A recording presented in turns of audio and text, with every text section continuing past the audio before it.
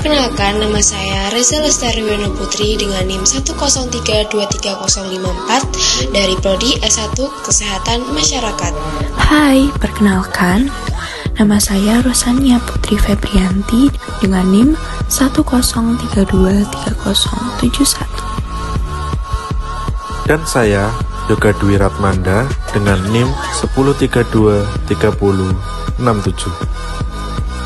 Dan saya Melia Putri Haritia dengan NIM 103230042 dari Prodi S1 Kesehatan Masyarakat. Dan saya Wika Danila Nurafida dengan NIM 103230065. Halo teman-teman, kami dari kelompok 1 akan menjelaskan tentang Pancasila sebagai etika politik. Tentu telah kita ketahui Pancasila sebagai landasan berpikir dalam etika atau perilaku masyarakat serta pejabat negara.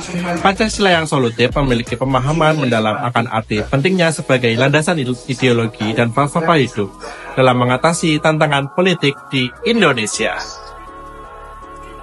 Dalam konteks ini, Pancasila digunakan sebagai solusi paling efektif untuk mencapai perdamaian dan kebersamaan politik di Indonesia, serta nilai-nilai positif dalam Pancasila dapat diimplementasikan dalam kehidupan berbangsa dan bernegara, sehingga nilai-nilai tersebut dapat kembali menjadikan Pancasila sebagai dasar dalam politik Indonesia.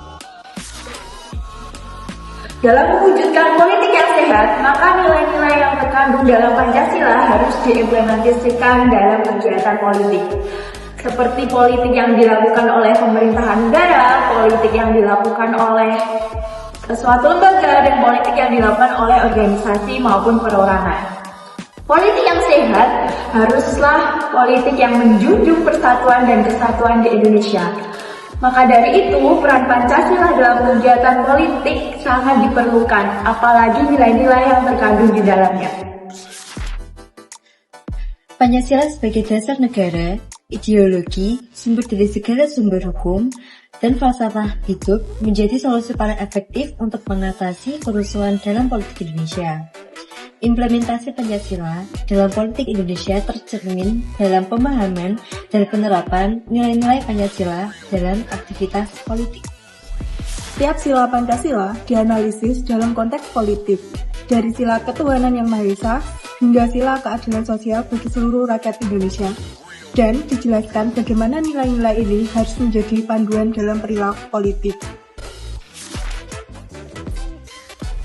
Berikut contoh berita etika politik yang terjadi di Indonesia akhir-akhir ini. Sila ketuhanan yang Maha Esa. Dalam konteks kehidupan warga negara, ditekankan bahwa keimanan yang kuat kepada Tuhan menjadi landasan untuk hidup harmonis berdasarkan agama. Pembahasannya juga mencakup politik yang berlandaskan agama. Diharapkan dapat mengurangi konflik, saling menghargai dan menyayangi antar warga serta kesadaran kekuasaan berasal dari Tuhan dianggap sebagai elemen penting untuk menjalankan pemerintahan dengan baik dan bertanggung jawab. Sila kemanusiaan yang adil dan juga beradab telah dicantumkan dengan jelas bahwasannya setiap kegiatan politik dalam bangsa Indonesia harus mementingkan kemanusiaan yang adil dan juga beradab. Bangsa Indonesia adalah bangsa yang mengutamakan sisi kemanusiaan serta bangsa yang memiliki adab dan juga keadilan. Rasa kemanusiaan harus terus dipupuk, dipelihara, dan juga dikelola dengan baik. Karena dengan adanya rasa kemanusiaan ini, praktik-praktik politik yang terjadi dalam bangsa Indonesia memiliki nilai yang baik, serta penguasa tidak akan mengorbankan rakyatnya demi keuntungan pribadi, dan rakyat tidak akan mengeluhkan penguasaannya yang otoriter. Sila Persatuan Indonesia. Indonesia merupakan negara dengan keberagaman yang luar biasa kaya, memerlukan persatuan dan kesatuan yang kuat. Tentunya, persatuan yang kuat sangat diperlukan untuk eksistensi bangsa Indonesia sendiri. Keberagaman yang dikelola dengan baik menggunakan tali pengikat yaitu berupa toleransi akan menjadi katalisator dalam kemajuan negara Indonesia. Berbagai keragaman itu bisa membentuk ide-ide, gagasan yang sangat bagus jika dikelola dengan baik. Politik yang terjadi dengan menggunakan toleransi akan melahirkan suatu hasil yang indah. Kehidupan yang harmonis akan tercipta jika keberagaman ini dimaknai dengan sebuah anugerah Tuhan Yang Maha Esa. Sila keempat, sila kerakyatan yang dipimpin oleh 5 kebijaksanaan dalam permusyawaratan perwakilan. Dalam sila ini ditegaskan pula bahwa kedaulatan ada di tangan rakyat. Indonesia yang memakai sistem pemerintahan, demokrasi juga membuka peluang sebesar-besarnya bagi rakyat yang memasuki pemerintahan. Namun dalam prakteknya, pemerintah tidaklah dipimpin oleh seluruh rakyat yang ada dari Sabang hingga Merauke, tetapi dilakukan oleh perwakilan-perwakilan setiap daerah. Para wakil-wakil itulah yang akan menyampaikan aspirasi rakyat.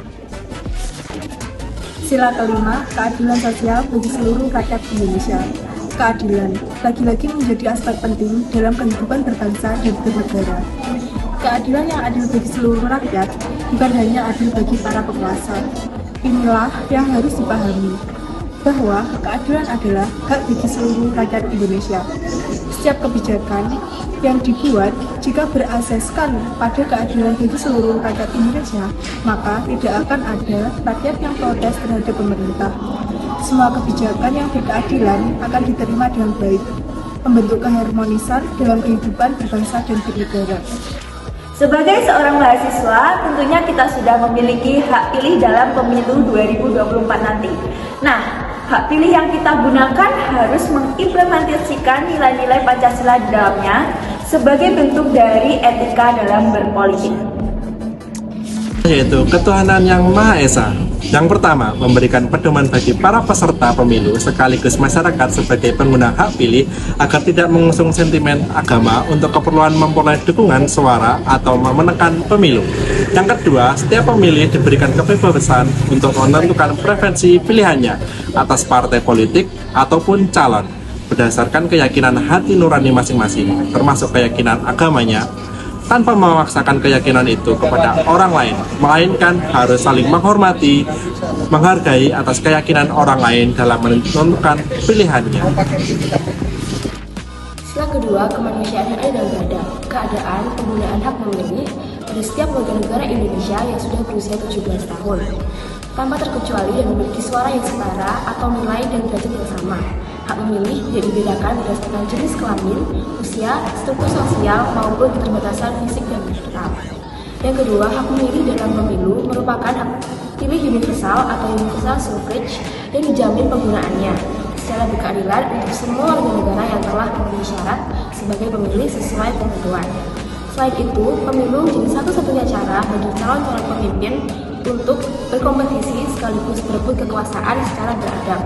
Mereka berkontes mengumpulkan suara dari para pendukungnya yang diatur dalam suatu regulasi main secara jujur dan adil dalam pemilu. Sila ketiga, Persatuan Indonesia. Yang pertama, pemilih dan kontestan dalam pemilu agar menjaga persatuan dan kerukunan dalam menggunakan hak pilih dalam berkompetisi. Yang kedua, memelihara suasana pemilu dalam kondisi aman, damai, mampu meredam konflik, dan tidak mempertajam pembelahan identitas yang mengancam persatuan dan kesatuan berbangsa.